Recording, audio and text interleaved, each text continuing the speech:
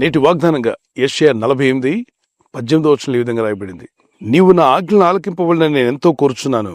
ఆలకించిన యెడల నీ క్షేమం నది వలెను, నీ నీతి సముద్ర తరంగం వలె ఉండును.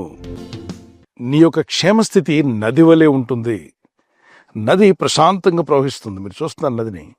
ఒక నది ఏ విధంగా ప్రశాంతంగా ప్రవహిస్తూ ఉంటుందో అలాగే మీ క్షేమము నది వలె చేస్తాను అన్నాడు. ఒక నది కనిపిస్తే నదికి ఇరువైపులా పట్టణాలు, గ్రామాలు కనిపిస్తూ ఉంటాయి.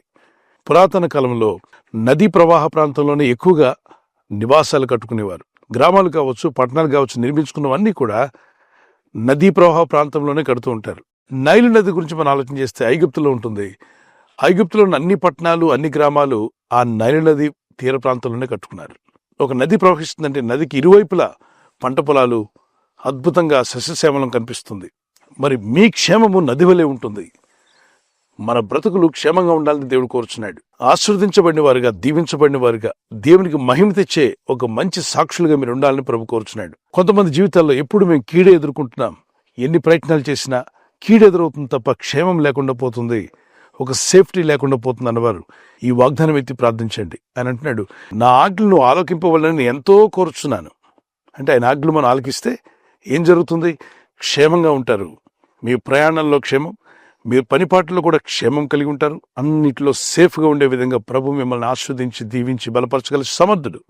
అంతేకాదు, ఆయన ఆజ్ఞలు ఆలకించి జీవిస్తే మన నీతి సముద్ర తరంగం వల్లే చేస్తాడు. ఒకవైపున నది, మరోవైపున సముద్రం, రెండింటిని పోల్చాడు. క్షేమస్థితి నది వల్లే ఉండబోతుంది. మరి నీతి ఎలా ఉండబోతుందంటే సముద్ర తరంగాల వల్లే ఉండబోతుంది. సముద్ర కిరటాలు తెల్లని నురుగు ఒడ్డుకు వస్తూ ఉంటాయి. వాటిని చూసినప్పుడు ఎంతో ఆహ్లాదంగా అనిపించి ప్రజలందరూ కూడా ఆ సముద్ర కిరటాల దగ్గరికి వెళ్తూ ఉంటారు. అవి మన పాదాల దాకా వచ్చి తాకేసి వెళ్తూ ఉంటాయి. మరి సముద్ర తరంగం వలె మీ నీతిని దేవుడైన ప్రభు బయలుపరుస్తా అంటున్నాడు. దూర ప్రజలకు కూడా మీలో దేవుడు పెట్టిన నీతిని గ్రహించేలా దేవుడు చేస్తాడు.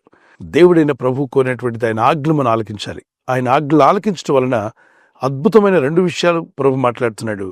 ఒకటి, మీరు నది వలె క్షేమంగా ఉంటారు. మరోవైపున మీ నీతి సముద్ర తరంగం వలె ఉంటుంది.